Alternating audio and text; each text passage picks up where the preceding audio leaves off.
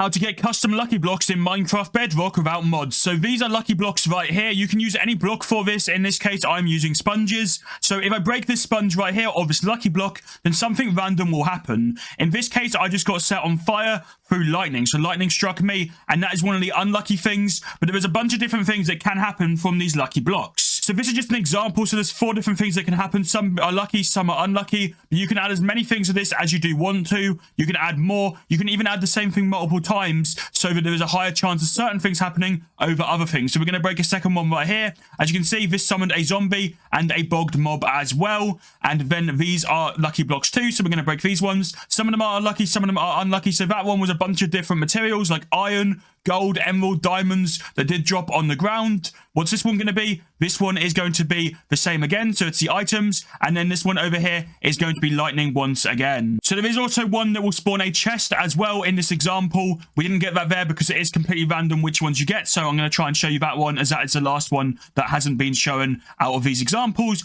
of the ones that were made as examples. But you need to come up with your own creative ideas for these lucky blocks. You can literally do anything you want to with them. No matter what it is, you can make it work with lucky blocks in Minecraft. So we're going to break this. And we're going to break another one. There you go. There's the chest one. And the chest just is full of diamonds. So you can literally have anything you want to with these lucky blocks. But first of all, let me show you how to set up the lucky blocks themselves. And then how you can make your own custom lucky blocks and make them do your own thing. First of all, you need a repeating command block set to needs redstone. And this is the command right here. So write this command into a command block. What this is doing is anytime a sponge is dropped on the ground, then it is setting a redstone block underneath one of the random armor stands named Lucky. So, for example, as you can see over here, these armor stands right here are all called Lucky, and then 2 blocks underneath them is a redstone block being set every time the lucky blocks are activated. So one of these will randomly have a redstone block, and only one of these, and that will set off one of these chains of commands, which we'll get to in a second. But first of all, you need to put a redstone block next to a repeat command block,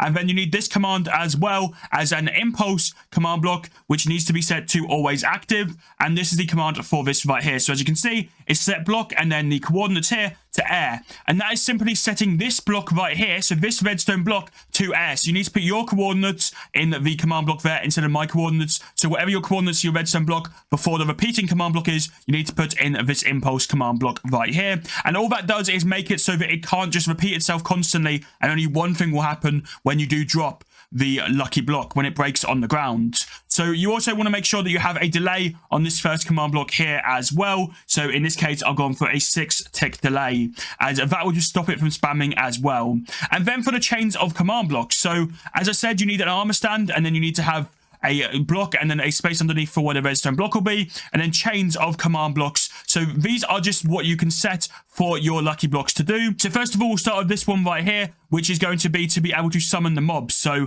this is the command right here. As you can see, this will simply summon a zombie wherever the lucky block is on the ground. And this is an impulse command block. It is also set to needs redstone, obviously, because there'll be a redstone block in front of it. And then this is a chain command block set to conditional. And this is the same again, but it is just summoning a bogged instead, as it did summon a bogged, and it also summoned a zombie as well.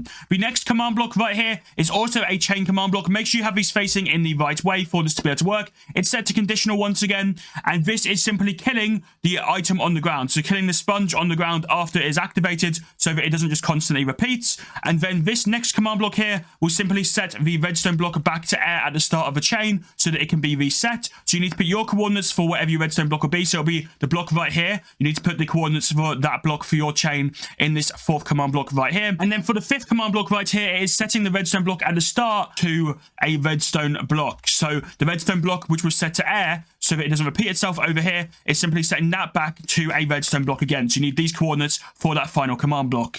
Now, the last 3 command blocks and all of these chains are the exact same. However, the other ones obviously can change. So I'm going to show you some of the other examples. So this one right here is for all the different items that drop on the ground. As you can see, it's simply loading a structure called Lucky, and it's loading it 5 blocks above the player. So that structure has all of the different items, and you can save that in a structure block. You place down a structure block, you make sure that you have it set to just a block above and nothing else, and then you can simply put whatever items you want in, save it as a structure, and then use that command right here. And these are all the same again. So this one will just simply clear the item on the ground, and then these 2 will set the redstone block at the start to air, and the redstone block over there back to a redstone block.